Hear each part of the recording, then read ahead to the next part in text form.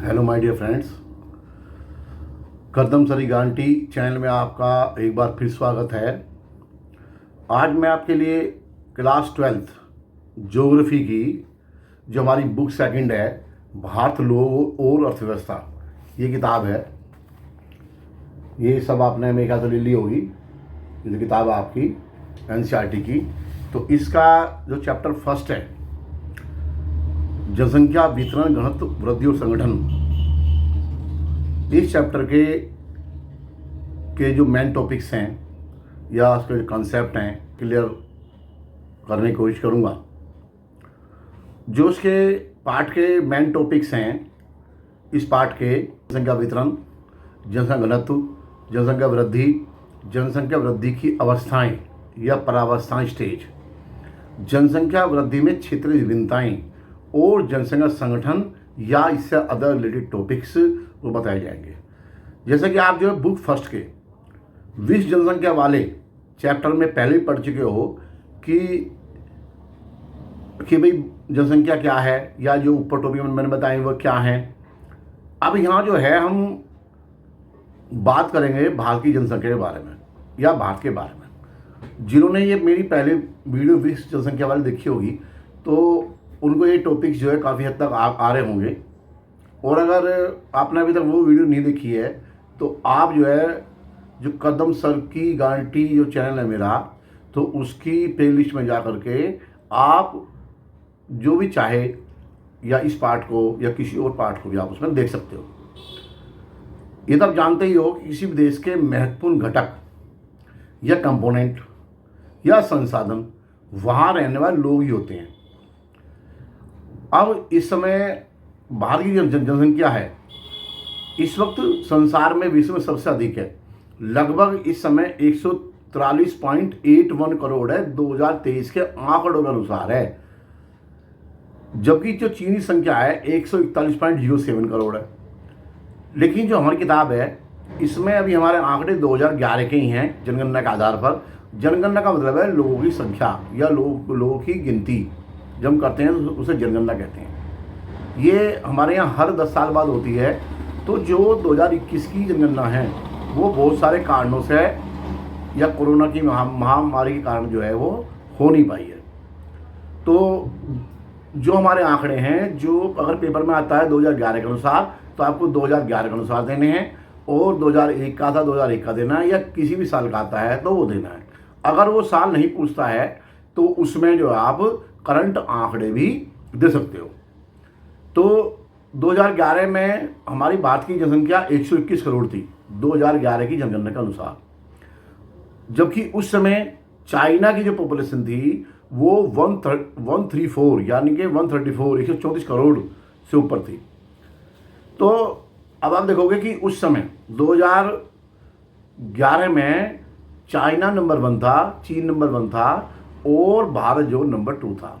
लेकिन अगर इस समय देखा जाए तो भारत नंबर 1 है और चीन नंबर 2 पे है। अब भारत की जनसंख्या है, अगर 3 महाद्वीप भी हम मिला दें, जैसे उत्तरी अमेरिका, दक्षिण अमेरिका और ऑस्ट्रेलिया, इनकी जनसंख्या को हम जोड़ दें तो भी भारत की जनसंख्या इनसे ज़्यादा बैठती है। अब इतनी अधिक जनसंख्या होने से ये स्वाभाविक है कि देश के जो सीमित संसाधन हैं उन पर अतिरिक्त या अधिक दबाव पड़ता है। अब उससे क्या होता है, जिससे विभिन्न प्रकार की सामाजिक आर्थिक समस्याएं उत्पन्न होती हैं। अब हम बात करेंगे जनगणना की या जनसंख्या के आंकड़ों के स्रोत की। तो भारत में पहली जनगणना सन 1872 में हुई थी। अब ये ध्यान रखना, क्वेश्चन अगर आता है पहली जनगणना कब हुई तो 1872 में हुई, और जो पहली संपूर्ण जनगणना 1881 में हुई। अब जो 1872 में हुई वो किसी तरह से या किन्हीं कारणों से वो सही नहीं हो पाई या उसके आंकड़े सही नहीं माने गए। लेकिन पहली जनगणना जो लोगों की संख्या गिनी गई वो 1872 में गिनी गई इंडिया में। फिर एक प्लान के तहत, एक योजना के तहत, जो जिसे हमने संपूर्ण जनगणना कहा या पहली जनगणना कहा, वो 1881 में हुई। इसके बाद हर 10 साल के अंतराल में जनगणना या सेंसस अर्थात लोगों की गिनती होती रही है। जैसे मैंने पहले बताया आपको कि पिछली जनगणना 2011 में हुई थी। इसके 10 वर्ष बाद 2021 में कोरोना महामारी व अन्य कारणों से जनगणना टलती रही है और हमारे पास जो अधिकृत ऑथराइज आंकड़े हैं वे अभी तक 2011 के ही हैं जो बुक में हैं। अब टॉपिक आता है जनसंख्या वितरण क्या है।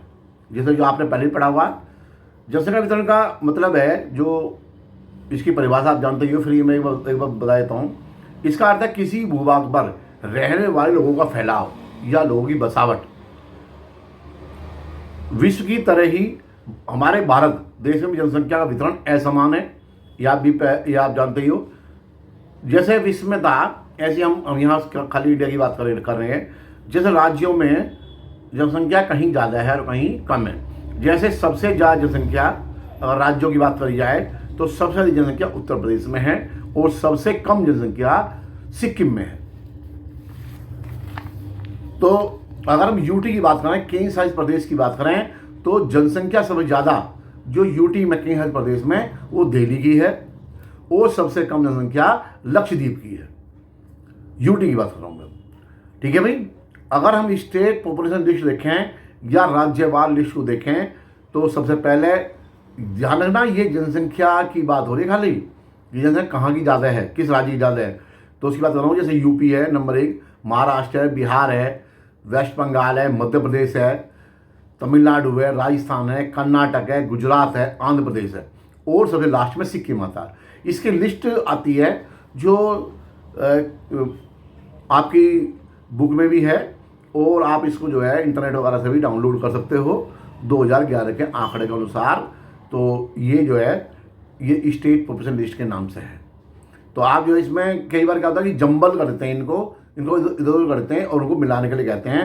तो आपको ये पता होना चाहिए कि किसकी जनसंख्या ज़्यादा है किसके मुकाबले। इस तरह यूटीज पॉपुलेशन लिस्ट यानी केंद्र शासित प्रदेशों की जनसंख्या लिस्ट जो है वो दिल्ली है, ठीक है भाई।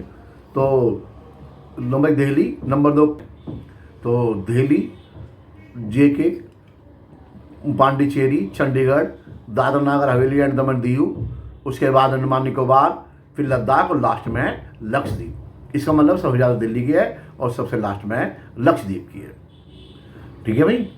अब एक और क्वेश्चन है, भारत में भी इस समय जो जनसंख्या है वो असमान है, उसके बहुत सारे कारण हैं। वही कारक हैं जो आपने विश्व जनसंख्या के मामले में पढ़े हैं। सिर्फ इसमें जो एग्जाम्पल्स हैं उनको आप चेंज कर सकते हो। इसमें जो कारक है जैसे भौतिक हैं, भौतिक भौगोलिक कारक है, प्राकृतिक कारक जो मैंने उसमें बताया था, सामाजिक सांस्कृतिक कारक हैं, आर्थिक कारक हैं, ये ऐतिहासिक या राजनीतिक कारक हैं। तो जैसे भौतिक कारक की बात करें तो वही है नंबर 1 जल की उपलब्धता। और जल की उपलब्धता की बात करें तो मैंने बताया था जहाँ ज़्यादा जल अच्छा होगा, उपलब्ध होगा, आसानी से उपलब्ध होगा, वहाँ पर जनसंख्या ज़्यादा निवास करेगी। जैसे अगर इंडिया की बात कर रहे हैं हम तो गंगा या ब्रह्मपुत्र या समुद्र किनारे ज़्यादा लोग निवास करते हैं या नदियों किनारे लोग ज़्यादा निवास करते हैं क्योंकि वहाँ जल आसानी से उपलब्ध होता है। भूआकृति मैदान क्षेत्रों में या ज़्यादा है, मेरे क्षेत्र में ज़्यादा रहते हैं और पहाड़ी या रेगिस्तान क्षेत्रों में लोग कम रहते हैं। जलवायु जहाँ गर्म होगी, ज़्यादा गर्म होगी या ज़्यादा ठंडी होगी। जैसे ज़्यादा गर्म राजस्थान में है और ज़्यादा ठंडी लेह लद्दाख में है तो वहाँ पर जनसंख्या कम रहती है। तो एक जो है आप जानते हैं कि जो अगर अनुकूल जलवायु होगी या समकारी जलवायु होगी तो वहाँ पे लोग ज़्यादा रहते हैं और जलवायु अगर असमकारी होगी, ज़्यादा ठंडी या गर्म होगी, सहन शक्ति से बाहर होगी तो वहाँ पर लोग ज़्यादा निवास नहीं करते हैं। मृदा इसमें आता है कि जहाँ की मिट्टी ज़्यादा अच्छी होगी, उपजाऊ होगी, जैसे गंगा ब्रह्मपुत्र का मैदान है तो या नदियों का मैदान है तो वहाँ पर मिट्टी उपजाऊ होती है। और जबकि राजस्थान या रेगिस्तान या ठंडे प्रदेश में जो भूमि है उपजाऊ योग्य नहीं होती या फसल योग्य नहीं होती, इसलिए वहाँ लोग ज़्यादातर निवास नहीं करते या कम निवास करते हैं। कारण वही है सारे जो आपने पहले पढ़े हुए हैं। आर्थिक कारक में अगर देखा जाए तो वही है औद्योगिक नगर क्षेत्र, जैसे मुंबई है, दिल्ली है, बेंगलुरु है, इनमें लोग जो रोजगार और नगरीय सुविधाओं के कारण जो ज़्यादा रहते हैं और जबकि गाँव में जनसंख्या कम रहती है, आप जानते ही हो। और लोग जो नगर से जो है गांव से जो नगर तरफ आते हैं, नगरीय जो आकर्षण है उनके कारण आप अच्छे से जानते हो कि प्रवास के वो किस तरह से होता है। सामाजिक सांस्कृतिक कारक हैं, जैसे धार्मिक नगर है, वाराणसी, अजमेर आदि में धर्म के कारण और शांति सुरक्षा की दृष्टि से लोग शहरों में रह रहे हैं। और सरकार की नीतियाँ, एक अगला टॉपिक है, सरकार की नीतियाँ अधिकतर शहरों के फेवर में रहती हैं, से लोग ज़्यादा जो है शहरों में निवास करते हैं। इसके अलावा भी और भी बहुत सारे कारक हैं, जैसे प्रवास है।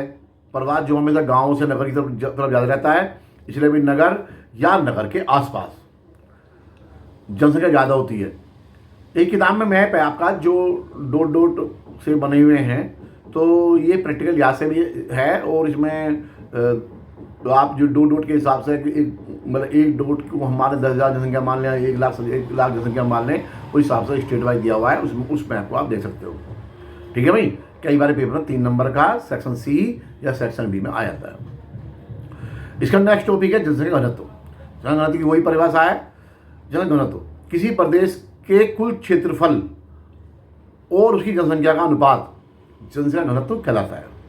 जो मैंने पहले बताया, इसका सूत्र जो है वही जनसंख्या घनत्व बराबर जनसंख्या बटे क्षेत्रफल, और इसका जो यूनिट है वो व्यक्ति प्रति वर्ग किलोमीटर है। ठीक है, आपने पहले पढ़ा हुआ है। जनसंख्या वितरण के कारक पेपर में आया था कई बार। जनसंख्या वितरण के कारक या जनसंख्या घनत्व के कारक अगर आए तो लगभग उत्तर एक जैसा ही होगा। बाद में जनसंख्या घनत्व जो है, आप जानते हो इंडिया में जनसंख्या घनत्व जो है 382 व्यक्ति प्रति वर्ग किलोमीटर है 2011 के अनुसार, जबकि 1951 में 117 था। जो अगर आप देखें जनसंख्या घनत्व में टॉप स्टेट तो वो बिहार है, और उसके बाद वेस्ट बंगाल है, फिर यूपी है, और सबसे कम जो जनघनत्व है अरुणाचल प्रदेश है। ये ध्यान रखना, कई बार बच्चे जनसंख्या और जनसंख्या घनत्व को जल्दी पेपर में नहीं पढ़ पाते हैं या नहीं ध्यान दे पाते हैं। लेकिन आप ध्यान रखना, अगर जनसंख्या पूछी है तो आपका उत्तर होगा उत्तर प्रदेश। अगर जनसंख्या पूछा है तो उत्तर होगा बिहार सबसे ज़्यादा के लिए। और सबसे कम जनसंख्या पूछी है तो उत्तर होगा आपका सिक्किम। और अगर जनसंख्या घनत्व पूछा है तो उत्तर होगा आपका अरुणाचल प्रदेश स्टेट में। ठीक है भाई। तो ये मेरे ख्याल से आपको बात समझ में आ रही होगी। ठीक है भाई। तो अगर हम यूटी की बात करें तो जो टॉप यूटी जो पॉपुलेशन डेंसिटी, यानी कि सबसे ज़्यादा डेंसिटी के हिसाब से अगर हम लगाते हैं तो दिल्ली सबसे ज़्यादा जनसंख्या यहाँ पे यूटी में, केंद्र शासित प्रदेश में। उसके बाद चंडीगढ़, पांडिचेरी और लास्ट में लक्षद्वीप। दिल्ली में भी नॉर्थ ईस्ट एरिया, वहाँ पे सबसे ज़्यादा जनसंख्या निवास करती है। ठीक है भाई, या आप अच्छे ध्यान रखोगे तो ये आपको बात समझ में आ गई होगी आपको। अब नेक्स्ट टॉपिक है आपका जनसंख्या वृद्धि। जनसंख्या वृद्धि या जनसंख्या परिवर्तन एक ही बात है, मैंने पहले बता चुका हूँ। फिर बताऊँ जो पहली बुक है वो पढ़ी हुई है, तो उसमें जो है ये आपको जो ज़्यादा समस्या नहीं आएगी। ये परिभाषा लगभग सेम है, खाली जो एग्जाम्पल या जो आंकड़े वो चेंज होते हैं, डाटा चेंज होंगे। जनसंख्या वृद्धि किसी निश्चित समय अंतराल के बीच किसी विशेष निश्चित क्षेत्र में लोगों की संख्या में परिवर्तन को जनसंख्या वृद्धि या जनसंख्या परिवर्तन कहते हैं। यह पॉजिटिव धनात्मक या नेगेटिव ऋणात्मक भी हो सकता है। अर्थात इसका मतलब ये जनसंख्या वहाँ बढ़ भी सकती है और घट भी सकती है, लेकिन कहेंगे जनसंख्या वृद्धि या जनसंख्या परिवर्तन। तो इसके 3 प्रमुख घटक कंपोनेंट है, जैसे आपने पढ़े हैं जन्म, मृत्यु, प्रवास। तो इस चैप्टर में प्रवास नहीं है, तो इसलिए हम जन्म और मृत्यु की बात करेंगे। और तो जन्म और मृत्यु, भारत में जनसंख्या की वार्षिक वृद्धि दर जो है, वार्षिक वृद्धि दर 1.64% है 2011 के अनुसार, जबकि 1970 के दशक में 2% थी। और एक जो है ये इसमें एक टेबल दी हुई है और एक मैप दिया हुआ है, तो आप इसको भी ध्यान से देख लेंगे, दोनों ध्यान देखना है। और ये सेक्शन बी और सी में आ सकता है, तो उसमें जनसंख्या वृद्धि कितनी हुई है, जनसंख्या कितनी है वो उसी में दी हुई है, आप इसको देख लेंगे हर साल के हिसाब से। ठीक है भाई। अब क्वेश्चन आता है आपका जनसंख्या वृद्धि की प्रावस्थाएं। ये नया आपके लिए, ये उसमें नहीं था जो हमारी बुक फर्स्ट थी, अब इसमें नया जनसंख्या वृद्धि की प्रावस्थाएं, स्टेज या अवस्थाएं एक ही बात है। ये 4 हैं। ठीक है भाई, ये 4 अवस्था होती हैं। स्टेज 1 यानी कि प्रावस्था ए, प्रावस्था बी, स्टेज 2 या स्टेज 3 और स्टेज 4। अब स्टेज फर्स्ट की बात नहीं, ये क्वेश्चन 5 नंबर में अक्सर आता है और या 3 नंबर में उनकी कोई सी भी 2 पूछ देगा। तो आपको ये ध्यान रखना है कि इनके नाम क्या क्या हैं और इनकी जो बेसिक कैरेक्टरिस्टिक्स हैं या बेसिक बातें हैं वो इसमें क्या क्या है वो आपको याद रखनी है।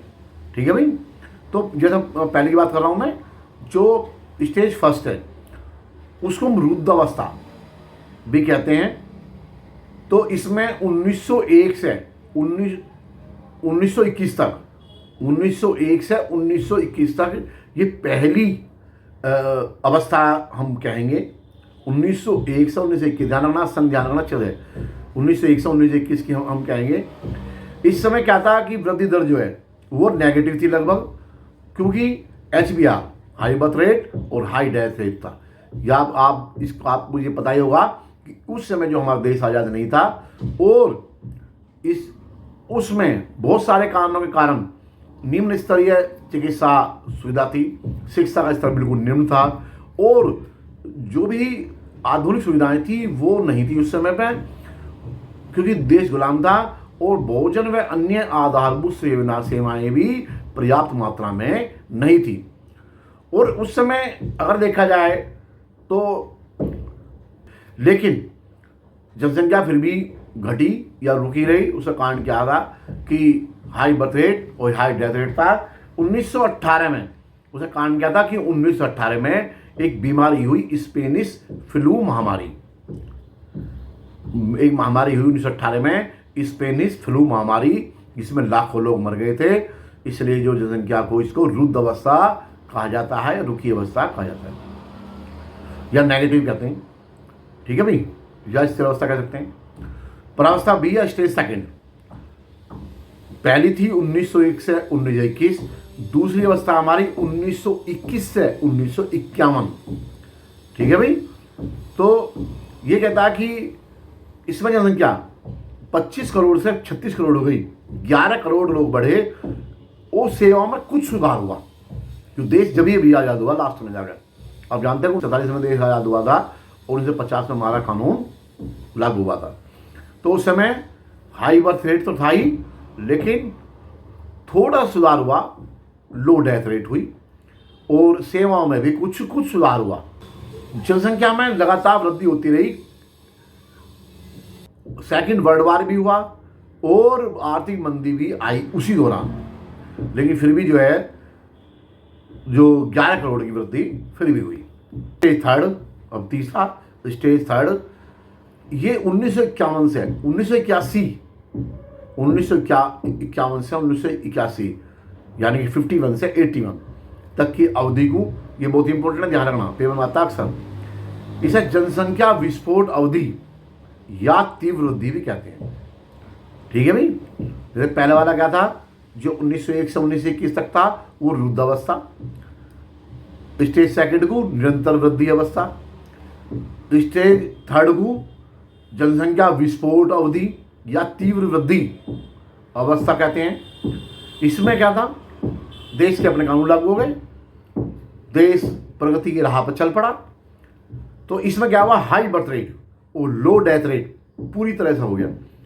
इसमें हाईएस्ट जो वृद्धि दर है वो 2.2% रही।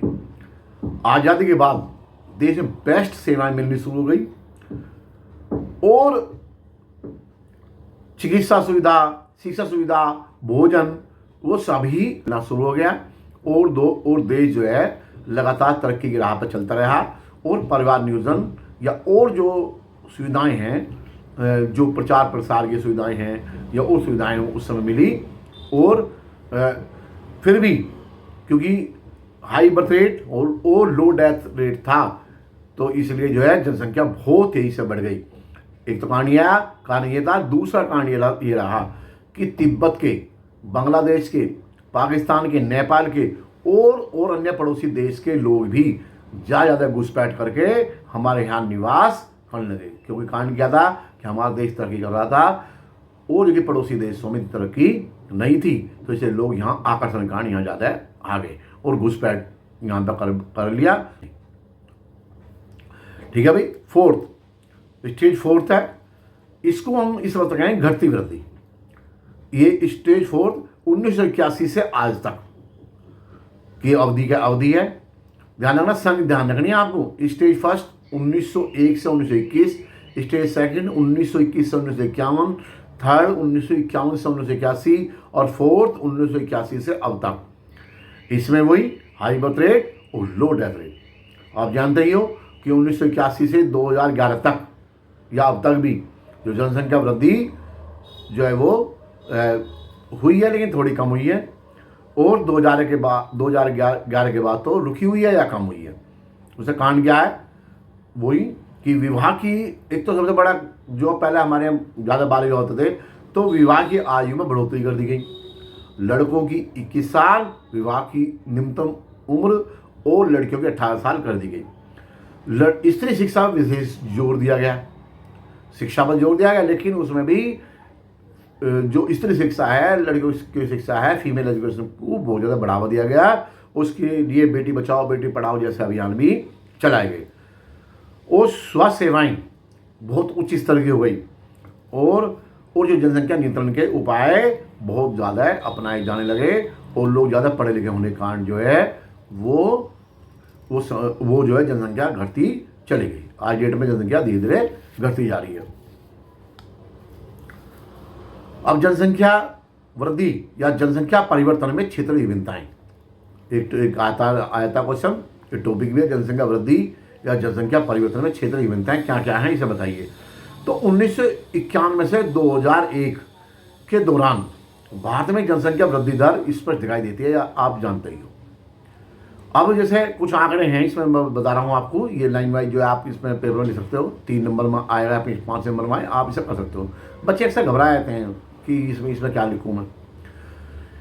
जैसे केरल, कर्नाटक, तमिलनाडु, आंध्र प्रदेश, पांडिचेरी, गोवा, ज़्यादातर ये साउथ स्टेट हैं। इसमें मोस्टली निम्न वृद्धि दर हुई जो 20% से भी कम थी, और केरल में तो केवल 9.4% थी, लोएस्ट थी, सबसे कम वृद्धि दर थी। जबकि गुजरात, महाराष्ट्र, राजस्थान, पंजाब, हरियाणा, यूपी, उत्तराखंड, मध्य प्रदेश, सिक्किम, असम, पश्चिम बंगाल, बिहार, छत्तीसगढ़, झारखंड में ये एवरेज 20 से 25% रही। 2001 से 2011 में सभी राज्यों में 1991 से 2001 के मुकाबले वृद्धि दर धीमी रही थी। 6 हाईएस्ट स्टेट जो जनसंख्या में थे, उत्तर प्रदेश, महाराष्ट्र, बिहार, पश्चिम बंगाल, आंध्र प्रदेश और मध्य प्रदेश में भी इस दौरान वृद्धि दर कम रही थी। भारत में जनसंख्या वृद्धि का महत्वपूर्ण पक्ष एक ये भी कि यहाँ पर किशोर ज़्यादा हैं, किशोरों की या यंग की जनसंख्या ज़्यादा है, किशोरों की वृद्धि है। 2011 के आंकड़ों के अनुसार 10 से 19 साल के 10 वर्ष से 19 वर्ष के बीच के जो बच्चे हैं या युवा हैं, उनकी संख्या लगभग 21% है, यानी 20.9% है, लगभग 21%। जिसमें जो मेल हैं 52.7 यानी 52.7% हैं, और जबकि जो फीमेल है 47.3% है। ये ध्यान रखना, आपको जो आंकड़े हैं आपको ये याद करने पड़ेंगे। ये तो बिना याद करने काम नहीं चलेगा, ये स्टेट आपको याद रखने पड़ेंगे। ठीक है भाई। जो नेक्स्ट टॉपिक है जनसंख्या संगठन। जनसंख्या संगठन को हम निम्न भागों में बांट सकते हैं। ये भी आपकी उस किताब में नहीं था, तो इसको भी आप आपके लिए इसे आपको पढ़ना पड़ेगा, समझना पड़ेगा। इसको हम निम्न भागों में बांट सकते हैं। मैं भारत के संदर्भ में बात करूंगा, ध्यान रखना। नंबर 1 ग्रामीण नगरीय संगठन, नंबर 2 भाषाई संगठन, नंबर 3 धार्मिक संगठन और नंबर 4 श्रमजीवी संगठन। तो इसमें पहले ग्रामीण नगरीय संगठन की बात कर रहे हैं। 2011 आंकड़ों के आधार पर 68.8 यानी 68.8% गाँव में और लगभग 31.16% जनसंख्या नगरों या शहरों में निवास करती है। भारत में कुल गांव 6,40,767 है, जबकि बसे गांव उसमें से 93.2% हैं, यानी कि 5,97,608 है। बिहार व सिक्किम में ग्रामीण जनसंख्या ज़्यादा है, जबकि गोवा और महाराष्ट्र में 50% से अधिक गांव हैं। नॉर्थ ईस्ट, पश्चिमी राजस्थान, गुजरात व कच्छ के रण में 200 व्यक्ति प्रति गांव हैं, जबकि केरल, महाराष्ट्र के कुछ गांव में जनसंख्या 17,000 से भी ज़्यादा है। जबकि नगरों में अब जनसंख्या शिफ्ट हो रही है, क्योंकि नगरों में आर्थिक विकास, स्वास्थ्य, स्वतंत्रता और शिक्षा में बहुत सुधार हुआ है। केंद्र शासित प्रदेशों के नगरों में जनसंख्या काफ़ी बड़ी है, या उन शहरों में जो शहर रेल मार्गों या सड़कों से आसानी से सीधे जुड़े हुए हैं और रोजगार आदि के ज़्यादा अवसर है, तो वहाँ पे जनसंख्या उन शहरों में ज़्यादा है। अब नंबर 2 है भाषाई संगठन। देश में कुल भाषाएं 179 है। देश में कुल भाषाएं 179 है, जबकि बोलियां 544 हैं, यानी 544 हैं। ये 1903 और 1928 के सर्वे के अनुसार है। भारत में कुल भाषाएं जो मान्यता प्राप्त हैं या अनुसूचित हैं या शेड्यूल हैं या अधिसूचित हैं, वो 22 भाषाएं 22 हैं। ठीक है भाई।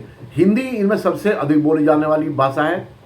संस्कृत, बोडो, मणिपुरी 2011 के अनुसार सबसे कम बोली जाती है। अब इसमें एक हो जाता है भाषाई वर्गीकरण। भाषा वर्गीकरण क्या है?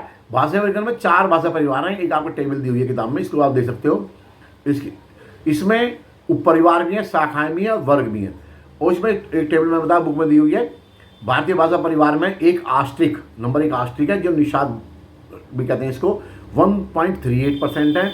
ये ज़्यादातर जो ये ग्रुप है, ये अधिकतर भाषा का मेघालय, अंडमान निकोबार द्वीप समूह, पश्चिम बंगाल, बिहार, उड़ीसा, असम, मध्य प्रदेश और महाराष्ट्र में ये भाषा परिवार के लोग ज़्यादा रहते हैं, या ये भाषा ज़्यादा इस्तेमाल की जाती है। नंबर 2 द्रविड़। कुल जनसंख्या का 5वां भाग द्रविड़ बोलता है। जितनी जनसंख्या हमारी है इंडिया की, उसका 5वां भाग द्रविड़ बोलता है। द्रविड़ भाषा में कई भाषाएं परिवार में कई भाषाएं हैं, तेलुगु है, तमिल है, कन्नड़ है, मलयालम है, ये मुख्य भाषाएं। मोस्टली इनके जो एरिया हैं वो साउथ इंडिया के हैं। ये तमिलनाडु, कर्नाटक, केरल, आंध्र प्रदेश या प्रायद्वीप पठार व छोटा पठार क्षेत्रों में ये बोली जाती है। एक है चीनी तिब्बती या किरात। नंबर 3 पर चीनी तिब्बती किरात है भाषा या भाषा परिवार, 0.85% ये इंडिया में बोली जाती है। ये जो ज़्यादातर जो पहाड़ी राज्य J&K, हिमाचल प्रदेश, सिक्किम, अरुणाचल प्रदेश के पठारी भाग, असम, नागालैंड, मणिपुर, मिजोरम, त्रिपुरा, मेघालय के कुछ भागों में ये बोली जाती है। एक है जो लास्ट है, जो सबसे मेन इंपॉर्टेंट है, भारतीय यूरोपीय या इंडो यूरोपियन या आर्य भाषा परिवार। ये लगभग 73% से भी ऊपर, 3/4 भाग, लगभग 75% भाग जो है, ये जो इंडिया का ये भाषा बोलता है, जिसमें हिंदी मेन इंपॉर्टेंट है। पूरे उत्तरी भारत में ये भाषा बोली जाती है, या इसके परिवार की भाषाएं बोली जाती हैं। ठीक है भाई, आपको समझ में आ गया होगा। अब नेक्स्ट है धार्मिक संगठन। धार्मिक संगठन क्या है? आप जानते हो कि धर्म सांस्कृतिक और राजनीतिक जीवन को प्रभावित करने वाला प्रमुख कारक है। हिंदू यहाँ पर अगर देखा जाए तो लगभग 80%, मुस्लिम लगभग 14%, 14%, ईसाई 3%, सिख 2% और बौद्ध जैन अन्य धर्म भी यहाँ पे हैं। हिंदू ज़्यादातर देश के सभी हिस्सों में है। मुस्लिम जबकि J&K, पश्चिम बंगाल, केरल के कुछ जिले, यूपी कुछ जिले और दिल्ली व उसके आसपास के क्षेत्रों में या लक्षद्वीप में है। ईसाई जो है गोवा, केरल, मेघालय, मिजोरम, नागालैंड व मणिपुर के ज़्यादातर पहाड़ी क्षेत्रों में है। सिख पंजाब, हरियाणा और दिल्ली में है। जैन राजस्थान, गुजरात, महाराष्ट्र के नगरीय क्षेत्रों में ज़्यादा हैं। बौद्ध महाराष्ट्र और सिक्किम में और अरुणाचल प्रदेश, J&K में, लद्दाख, त्रिपुरा, हिमाचल प्रदेश में, ये लाहौल व स्पीति क्षेत्र है, यहाँ पे ये पाए जाते हैं। ये इस धर्म के लोग ज़्यादा रहते हैं। नेक्स्ट है श्रमजीवी संगठन। ये बहुत इंपॉर्टेंट है। श्रमजीवी संगठन 3 प्रकार के श्रमिक हैं भारत में। नंबर 1 मुख्य श्रमिक, नंबर 2 सीमांत श्रमिक और नंबर 3 अश्रमिक। मुख्य श्रमिक किन्हें कहेंगे? जो व्यक्ति एक साल में कम से कम 183 दिन या 6 महीने या इससे अधिक काम करता है। कम से कम 183 दिन होना चाहिए या 6 महीने होना चाहिए, कम से कम। इससे ज़्यादा कितने ही हो तो उसे कहेंगे मुख्य श्रमिक। दूसरा सीमांत श्रमिक, जो 183 दिन से कम काम करता है, लेकिन 6 महीने तक नहीं काम करता, 183 दिन से कम काम करता है या 6 महीने कम काम करता है, उसे कहेंगे सीमांत श्रमिक। एक है लास्ट है अश्रमिक। अश्रमिक तो आप जानते ही हो, जो बेरोजगार हों उन्हें अश्रमिक कहते हैं। मुख्य श्रमिक जो है हमारे और सीमांत श्रमिक दोनों मिलाकर के 39.8% है 2011 के आंकड़े अनुसार, लगभग 40%। और जो अश्रमिक हैं वो 60% है, यानी कि बेरोजगारों की संख्या ज़्यादा है 2011 के आंकड़ों के अनुसार भी। ठीक है भाई। ज़्यादातर जो अभी जो काम कर रहे हैं, जो ये 40% भी लोग काम कर रहे हैं लगभग, ये मुख्य श्रमिक या सीमांत श्रमिक, ये किन क्षेत्रों में काम कर रहे हैं? ज़्यादातर प्राइमरी सेक्टर में काम कर रहे हैं। वो 54.6%, लगभग 55% लोग प्राइमरी सेक्टर में काम कर रहे हैं। द्वितीय सेक्टर में, सेकंड सेक्टर में, यानी विनिर्माण क्षेत्रों में लगभग 3.8% है या घरेलू उद्योगों में लगे हुए हैं। थर्ड सेक्टर में 41.6% जो लोग काम करते हैं, यानी सेवा क्षेत्रों में काम करते हैं 2011 के आंकड़ों के अनुसार। ठीक है भाई। अब आता है व्यावसायिक संवर्ग, यानी कि व्यवसाय के आधार पर हम इनको कितने भागों में बांट सकते हैं? श्रमिकों को, जो श्रमिक हैं इनको हम कितने भागों में बांटते हैं? व्यवसाय के आधार पर। व्यवसाय क्या करते हैं? ये 2011 के आंकड़ों अनुसार इनमें 4 वर्गों में हम इन्हें बांट सकते हैं। नंबर 1 कृषक, यानी किसान। नंबर 2 कृषि मजदूर, जो खेतों में काम करते हैं, मजदूर। किसान का मतलब, कृषक का मतलब मालिक, और कृषि मजदूर जो वहाँ काम कर रहा है, मालिक नहीं है वो खेती का। नंबर 3 घरेलू औद्योगिक श्रमिक, घरेलू काम कर रहे हैं, घरों में छोटी छोटी फैक्ट्री हैं या फैक्ट्री में काम कर रहे हैं। और नंबर 4 अन्य श्रमिक। अगर हम महिलाओं की बात करें तो प्राइमरी सेक्टर में ये ज़्यादा हैं महिलाओं की संख्या, और लेकिन अब थोड़ा सा सुधार होता जा रहा है। अगर स्टेट वाइज हम देखें तो हिमाचल प्रदेश और नागालैंड में किसान ज़्यादा हैं, कृषक ज़्यादा हैं। बिहार, आंध्र प्रदेश, छत्तीसगढ़, उड़ीसा, झारखंड, पश्चिम बंगाल, मध्य प्रदेश में कृषि मजदूर ज़्यादा हैं, यानी खेती के मालिक कम हैं, मजदूरी ज़्यादा करते हैं। दिल्ली, चंडीगढ़ और पांडिचेरी में ज़्यादातर नगरीय श्रमिक हैं। ठीक है भाई। एक है नेक्स्ट टॉपिक तुम्हारा, राष्ट्रीय युवा नीति या NYP, नेशनल यूथ पॉलिसी। ये पेपर में कई बार आती है कि राष्ट्रीय युवा नीति क्या है या NYP क्या है, तो आप इसके बारे में बताइए। तो इसके अब ये क्या है, इसके क्या उद्देश्य हैं? इसको आप 3 नंबर में आता है जाता है, 3-4 लाइन आपको याद रखनी है इसकी। नंबर 1, यह युवाओं व किशोरों में चहुमुखी विकास, यानी का ऑल डेवलपमेंट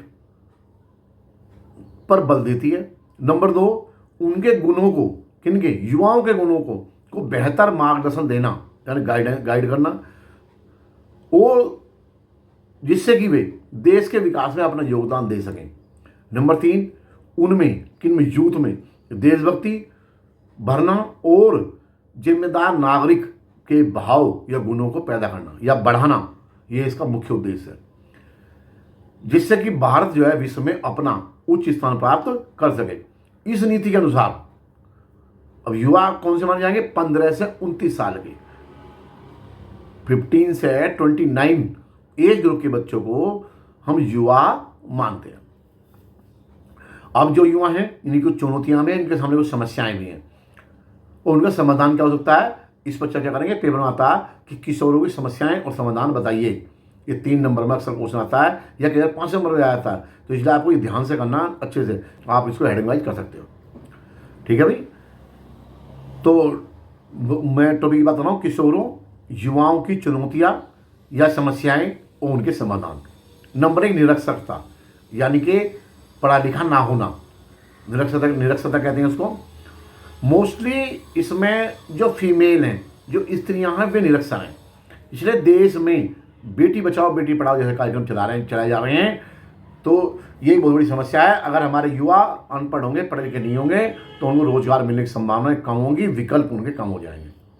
नंबर 2, नशा या मदिरापान, जो हमारे स्कूलों में, क्योंकि वे पढ़ते नहीं हैं, इसलिए पढ़ाई छोड़ने के कारण जो ड्रॉप आउट बच्चे हैं वो मोस्टली विभिन्न प्रकार के नशे में या शराब पीने में लग जाते हैं और रास्ता भटक जाते हैं, गलत रास्ते पकड़ लेते हैं, जिससे कि वे परिवार, समाज और देश के लिए अभिशाप बन जाते हैं और वो सामाजिक परिवेश को बिगाड़ देते हैं। इसलिए इनसे दूर करने के लिए, नशे से दूर करने के लिए नशा मुक्ति अभियान चलाए जाते हैं और काउंसलर भी रखे जाते हैं। नंबर 3 टॉपिक है विवाह की निम्न आयु। विवाह की निम्न आयु होने से, हालांकि लड़कों की 21 प्लस है, लड़कियों की 18 प्लस विवाह की उम्र है। लेकिन इससे फिर भी बहुत सारी जगहों पे अब भी जो है लड़कियों का मोस्टली विवाह कम उम्र में कर दिया जाता है। इससे होता क्या है कि लड़कियों की कम उम्र शादी होने से मदर डेथ रेट बहुत ज़्यादा हो जाता है और आगे चलकर विभिन्न समस्याओं को जन्म दे देता है। स्त्रियों की जल्दी उम्र शादी होने से उनकी एजुकेशन और कैरियर बर्बाद हो सकता है और गरीबी और बीमारी इनका खतरा भी रहता है। इसलिए बाल विवाह गैर कानूनी है। तो ये गैर कानूनी घोषित कर दिया गया। और नंबर 4, समुचित मार्गदर्शन का अभाव। किशोरों को सही गाइडेंस नहीं मिलती। सबसे बड़ी जो समस्या हमारे देश में, किशोरों को सही गाइडेंस नहीं मिलती, इसलिए जो किशोर ज़्यादातर बढ़ जाते हैं, जिस कारण में मार्ग से बढ़ जाते हैं और अपराध आदि में लग जाते हैं। इसके लिए हमें फ्री काउंसलर की विशेष व्यवस्था करनी चाहिए या होनी चाहिए, जिससे कि उनको सही गाइडेंस मिल सके। नंबर 5 है, टॉपिक है पोषकों की निम्नग्राह्यता, यानी कि अनबैलेंस्ड फूड। सही बैलेंस फूड नहीं मिलने के कारण हमारा युवा कमजोर हो जाता है और वो बीमार हो जाता है। नेक्स्ट टॉपिक है HIV एड्स का संक्रमण हो जाना। किशोरों किशोरियों को HIV AIDS high death rate का कारण बनता है और इसके लिए इन्हें क्या करना चाहिए, सरकार को प्रचार प्रसार करता रहना चाहिए। नंबर 7, शारीरिक व मानसिक अपंगता से युवा पीढ़ी परेशान हो जाती है। इसके लिए CWSN child with special need और स्पेशल एजुकेटर रखे जाते हैं। इनका विशेष ध्यान रखा जाता है, इनके विशेष स्कीम बनाई जाती हैं। इसमें नेक्स्ट टॉपिक है एक बेटी बचाओ बेटी पढ़ाओ। ये किताब में पहले ही वीडियो में आपको बता चुका हूँ, तो आप जो है वहाँ से आप कर लेना इसको। और एक टॉपिक और है इसमें, भारत में स्त्री श्रमिकों की संख्या में कमी के कारण। कई बार पेपर आता है कि भारत में स्त्री श्रमिक जो हैं कम क्यों हैं। नंबर 1, इसमें टॉपिक में हेडिंग बता रहा हूँ, आप इसे आप समझ सकते हो। नंबर 1, सम्मिलित परिवार व्यवस्था, combined family system. Combined family system में स्त्रियों को घर के कामों में लगा होने कारण, तो इसलिए वो जो है बाहर वो कार्य नहीं कर पाती, तो इसलिए जो है ये कारण। दूसरा, स्त्रियों में शिक्षा का निम्न स्तर। लड़कियां ज़्यादातर पढ़ाई जल्दी छूट जाती होंगी या छुड़वा दी जाती है, तो इसलिए भी ये कारण है। नंबर 3, रोजगार में सीमित अवसर। हर रोजगार में स्त्रियां नहीं जाती हैं या उनको नहीं लिया जाता है, तो इसलिए जो है ये कारण भी जो एक है। स्त्रियों पर पारिवारिक जिम्मेदारी ज़्यादा होना। स्त्रियों पर पारिवारिक जिम्मेदारी अधिक होने से वो जो है जो नौकरी वगैरह है बाहर उसको नहीं कर पाती हैं। नेक्स्ट है स्त्रियों की सामाजिक सुरक्षा का निम्न स्तर होना। हमारे देश में आज भी ये सच्चाई है कि स्त्रियों की जो सोशल सिक्योरिटी है, जो सामाजिक सुरक्षा है, उसका स्तर बेहद कम है और इसलिए जो है स्त्रियों की संख्या जो श्रमिकों की वो बेहद कम है। एक ये ध्यान रखना, एक तो जो ग्राफ है, जो मैंने पहले वाले उसमें बताया था आपको, जो ग्राफ के क्वेश्चन, ग्राफ जो बार ग्राफ है जो हम देते हैं, जैसे पहले देश का चाइना का इनका दे रखा था उसमें पहली किताब में, ऐसे इसमें स्टेट का दे दिया जाता है पेपर के अंदर 3 नंबर में। तो अब सेक्शन B या C में, तो आपको उनमें से क्वेश्चन छांट कर लिखने होते हैं। तो आप जो है उसको ढंग से देखेंगे, पढ़ेंगे, समझेंगे और उसके अनुसार आप उत्तर देंगे। नंबर दूसरा जो है जो इंडिया का मैप है, इंडिया के मैप पे इस पार्ट के हिसाब से 2 क्वेश्चन है इसमें। एक तो उच्च जनसंख्या घनत्व वाला राज्य और दूसरा निम्न जनसंख्या घनत्व वाला राज्य 2011 के आंकड़ों अनुसार। तो आप मैप पे प्रैक्टिस कर लेंगे। और अगर आपको मैप नहीं आते हैं किसी भी पार्ट के या कोई भी, तो मेरी जो चैनल है करदम सर गारंटी चैनल में आप प्ले लिस्ट में जा करके उसमें मैंने दिए हुए हैं 12th के क्वेश्चन नंबर 29 और 30। 29 में क्वेश्चन नंबर 29 में वर्ल्ड के मैप के बारे में दिया हुआ है और क्वेश्चन नंबर 30 में इंडिया के मैप के बारे में दिया हुआ है। उसमें भर के दिखा रखे हैं। आप बाजार से मैप 1-2 रुपये का आता है, उसको खरीद लेंगे और उसमें भर भर के प्रैक्टिस कर लेंगे। ठीक है भाई। तो मेरे ख्याल से ये आज आपका ये चैप्टर पूरा हो गया है। और जो नेक्स्ट वीडियो मैं बनाऊंगा वो MCQ की बनाऊंगा, तो वो मैं आपको जल्दी भेज दूंगा। और फिर लास्ट में वही है कि आप जो है करदम सर की गारंटी जो चैनल है इसको सब्सक्राइब करो, इसको लाइक करो, शेयर करो। ठीक है भाई।